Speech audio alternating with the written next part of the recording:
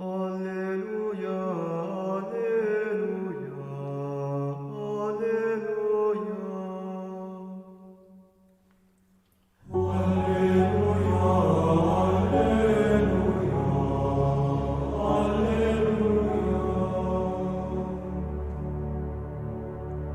O filii et filiae, ex celestis explodie,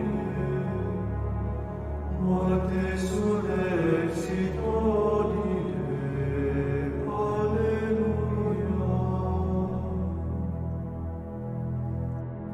Alleluia,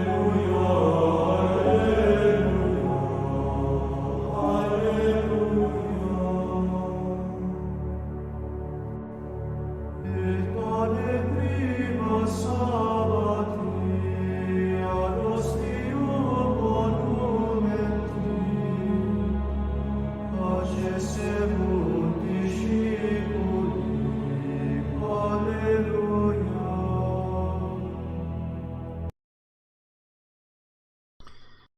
Good morning, my friends. It's Hank McGurk, your pajama scholar, with an ambient glow radio at 7.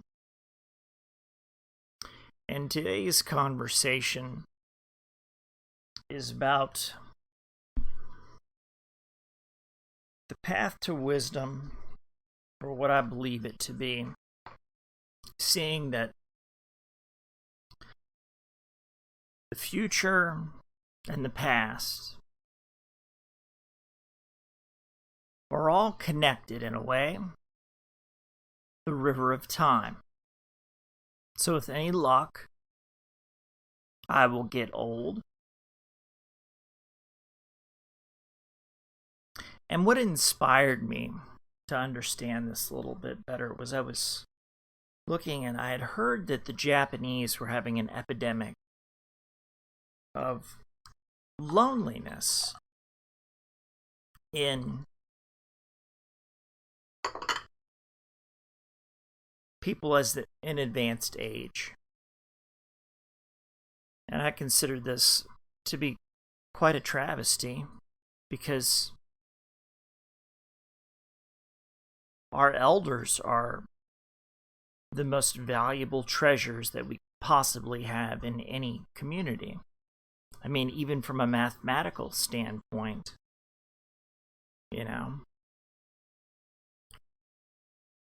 10 old men of 80 years or more, that's 800 years of experience.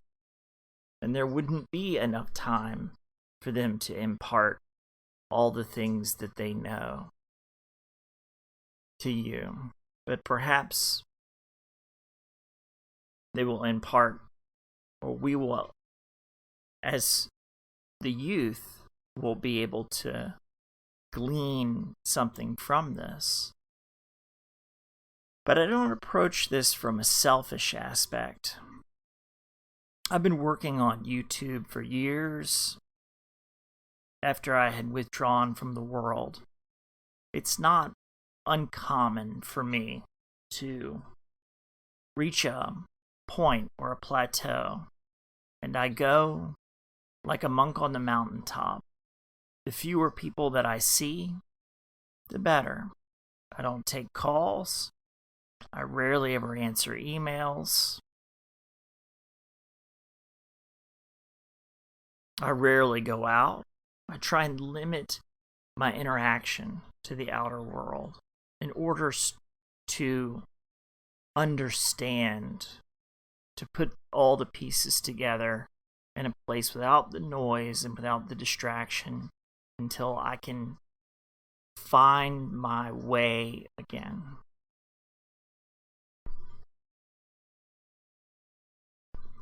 And perhaps I was most inspired by Deborah Mahmoudia, who has been a wonderful person to get to know. And she had left me a comment appreciating my insights, as sloppy as they were on that one particular day. And I said, if there were only more people like you, if there were 2, and then there were 5, and then there were 10, and then there were 20, and then there were 1,000, the world would change. This is not a victory that we kill our way toward. She's had that experience. She knows God is real, as do I. We share that in common. And it's easy to see.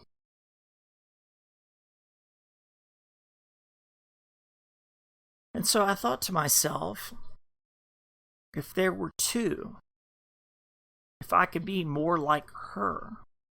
She's a caregiver. She's a nurse. Just like my fiance is a veterinarian. They give care to those that cannot care for themselves. And I thought, how selfish am I to sit and wait for the things that I believe that are coming, when I could preemptively engage with my community. I engage with my community. I had spent a good deal of time in community service. My reputation is good. I have no desire to take or to steal. In fact, I find one of the greatest crimes, the greatest travesty, is to commit a crime against someone who is defenseless, that being either the elderly or the young. And I was ruminating on my own loneliness. A self-inflicted loneliness. And I thought to myself, I have legs, I have youth, I have all of the advantages that I've refused to take advantage of. Because my monk on the mountaintop phase, to try and help me gain a sense of the world, a sense of balance and understanding within myself before I was ready to proceed into the world once again, to have my footing, to have my confidence, to build my faith through prayer within my own sanctuary. You would think, oh, well, it's just a place, it's just an apartment. Well, like the artist has a studio, or the archivist has a library, or the priest or minister or monk has their monastery. It's a place where you know it as well as yourself. It is almost a hallowed ground, especially if you put that energy into it that I speak of a lot of times, where you're positively infusing your environment, your positive energy. And that way it can ward off even the outside world, having all the choice in the world specifically to put the things in your mind and into your soul that you want to internalize and not have inflicted on you. Well, now I've gone as far as I think I can go, and it's time to come back down from the mountain. And I'll use the inspirations as H. Thomas Ackerman inspired me to be more, and through him I met Deborah Mahmudia, and through her compassion and understanding, not only compassion, but passion and understanding, and the truth in giving care for another, despite how the rest of the psychopaths try and rob us from our efforts and rob us from our time. I did an AGR a while back called Dagger of Damnation, where I had the dream that even if I were to dagger down the guilty to see that as righteous, it would still be the wrong path. We don't need more killers. We don't need more assassins. Sometimes, by changing your perspective and applying the fullest sense of your being in a positive direction, all the unneeded bits fall away. Like if you're sculpting, you're just pulling away the unneeded bits to end up with something of great beauty. So, I've decided to pursue the course of becoming a companion. So I have to get certified in CPR. And always when I go to do things, it's not just going to be one action. I always seek to strengthen myself, my skill sets, and with charity be able to give in a positive and productive way. So I'll be trained in CPR. I'll be trained in, I think they call it certified CNA, certified nursing assistant, eventually. So my CPR training will be on Thursday. So to learn more medical skills, to learn how to care for the elderly, if any of my assumptions are correct, if we do enter a period of hardship, who will be the people that will need the most help? It will be the elderly. It will be the children. But so often people forget about the elderly. I think it's a great travesty that our society places more emphasis on youth than it does on wisdom and on age. And I remember one time that lady in Biloxi in the elevator there, we were in the casino, she told me, getting old ain't for pussies. And every day as I get older, I feel, as young as I am, I feel time. And I know I won't be young forever. And by the grace of God, maybe I will be old. And if I can set a tradition, begin to build a culture, ductus exemplo, lead by example, perhaps I can demonstrate the value to the other young ones coming up, how important this is. And since I have no children, I intend to have no children, because there were too many people in this world that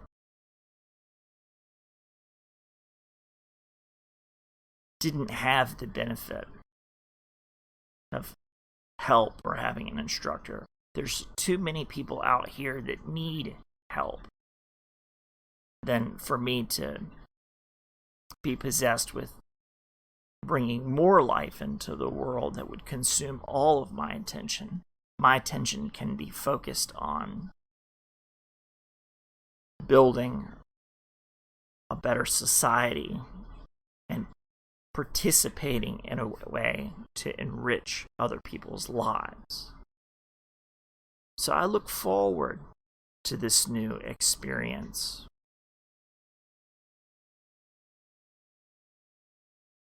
I look forward to taking my book with me and writing and learning about life, about these histories,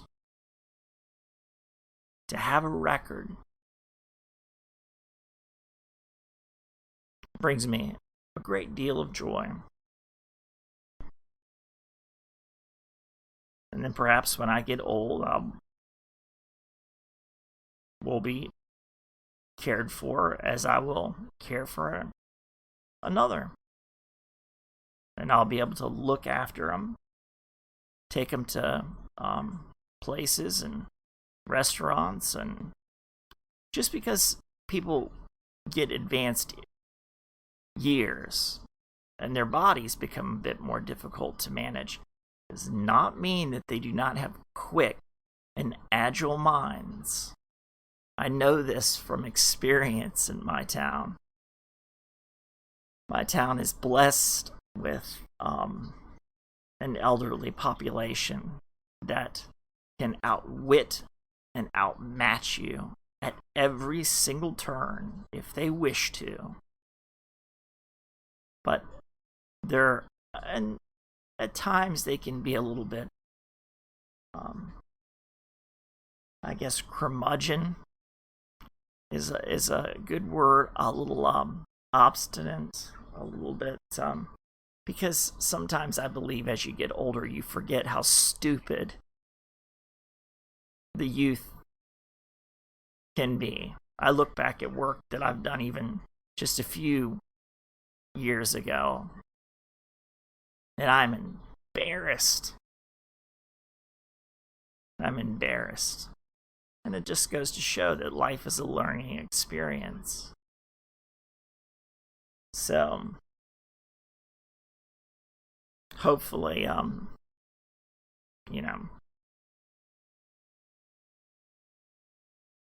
will be given, I think it goes, to be given from my trespasses as those who trespass against us. To heaven, hallowed be thy name. Thy kingdom come, thy will be done on earth as it is in heaven. Give us this day our daily bread, and lead us not into temptation.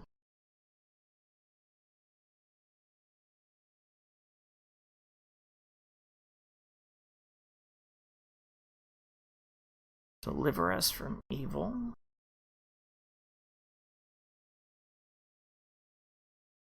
I'll have to look it up. Sometimes I have things memorized and they elude me. It just reminds me that I need to study more. And I look forward to all these conversations. I look forward to taking care of, taking out the trash and help feeding the animals and doing the dishes. All the things that I would do myself. And having conversations. I look forward to a very exciting time. So,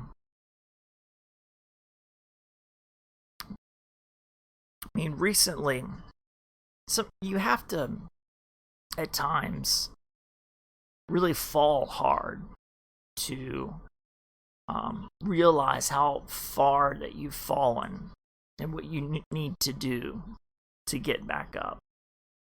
And these are things that I had thought about for a while, but I think as most of you know that are AGR subscribers, alcoholism is probably the greatest challenge that I've ever had to face.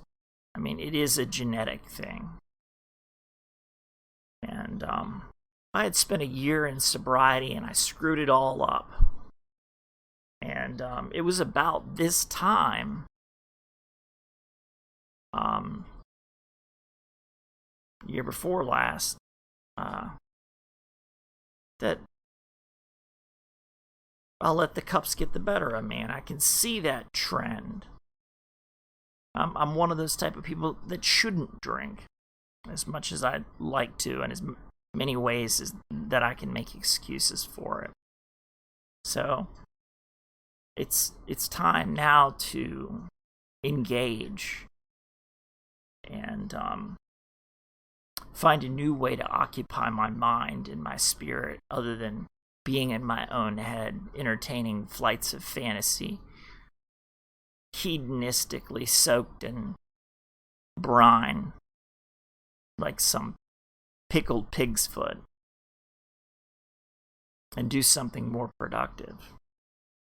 And so, if the world does go to hell in a handbasket, metaphorically or even literally speaking, even though that would be quite something to put,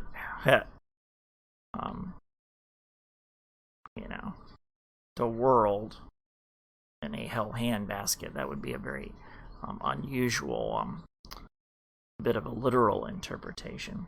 So we'll stick to the metaphorical one. I thought, what would I do if I were paid for nothing? That's what I would do. I would go and make sure that the elderly were okay. Because if they're not going to have the money and all these other different things that they're typically able to rely on, it will be charity. So it's best now to get trained in these things so I'm able to offer greater protections if things get a little crazy. Because I absolutely refuse to ignore the plight of my elders. That's one of the most sick and disgusting things. It is one of the most sick and disgusting things that I see being one of the prevailing illnesses, prevailing rots in our societies, our inability to appreciate and love our elders as we get atomized. I know how much my grandparents did for me. And I sincerely feel for the people that are widowed or perhaps have children that have followed careers, or maybe there was bad blood, or maybe they're just in different states. So there's absolutely no excuse for me to sit idle when there are too many things to be done. So, it's been Hank, your pajama scholar.